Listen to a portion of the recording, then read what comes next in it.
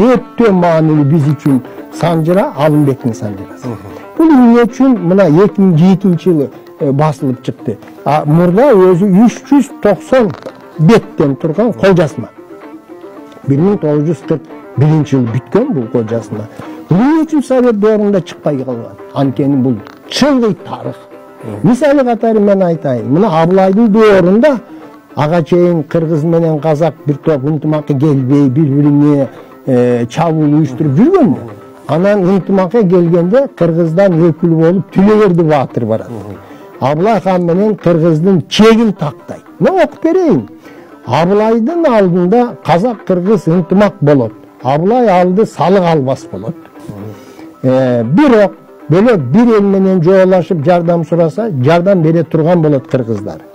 Кыргыз жер чегин батыш жагы буурун Түймөкөн, Абылкайыр, Түйүшкөн, Күйүктүн бели Корготунун чүйгө куйган жери, ошондон чүйдүн суусуна кечип өтүп, Чокмордун кайкысын басып өтүп, Иленин суусун жээктеп келип, Үч Алматыга токтойт.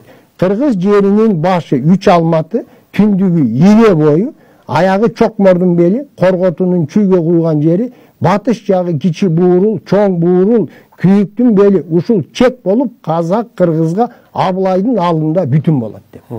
Эмне деген маалымат? Бул чыңгый тарых. Ошон үчүн муну басмадан чыгарган эмес да. Муну басмадан чыгарган эмес. Эми Санжыранын бир улуулугу, туугандык сезим 3000 жыл бою сакталган кыргыз элде гана бар. Туугандык сезим бөлөк элде мына азыр байкап атабыз, Европа же орус элинде бир атадан, бир энеден тараган балдар, кыздар бири-бирине карамсыз болуп, бири-бири менен ынтымагы жок. Тактоо иретинде мен кошумчалап коеюн. Бөлөк элдерде эл башкарган ак сөөк падышалардын ата теги болгон. Карапайым элдин санжырасы болгон эмес. Бөлөк отурукташкан элдерде, Европа элдерин алсаңыз болот, орус элин айтсаңыз болот. Кыргыз элинде бүт карапайым эл өзүнүн санжырасын, уруунун санжырасын так айтып билген да. Көрбөйсүзбү?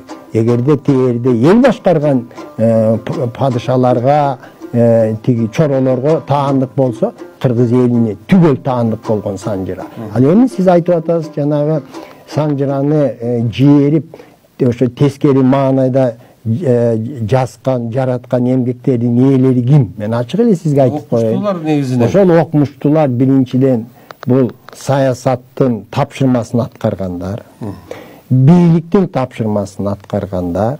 Анан үчүнчү топ кыргыз эместер. Мына ачык айтып коеюн. Эгерде мына илимий деңгээлден биз тиричиликке өтөлүкчү, эгерде кыргыздар уруу түзүлүшүн сактап калса мурдагыдай, анда бышык айтса болот, үзөң куш эч жакка кетпейт болчу. Бүт бугу эли, бүт уруулар көтөрүлөт эле да. Каркыра кетпейт болчу.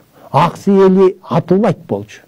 Мына 7 апрелдеги ыңкылапта 90 баатыр окко учпайт болчу. Себеби санжыра жана уруу түзүлүш кыргыздын узак тарыхында адилеттүүлүктүн, акыйкаттуулуктун, калыстыктын кепили болуп келген. Себеби эгерде ошончо эле зомбулук кылып, зөөкүлдүк менен адилеттүүлүктү талкалай баштаса, ким болбосун? Уруу бүт ынтымактуу көтөрүлмөк да. Азыр карабайсыздар, эмне болуп атат?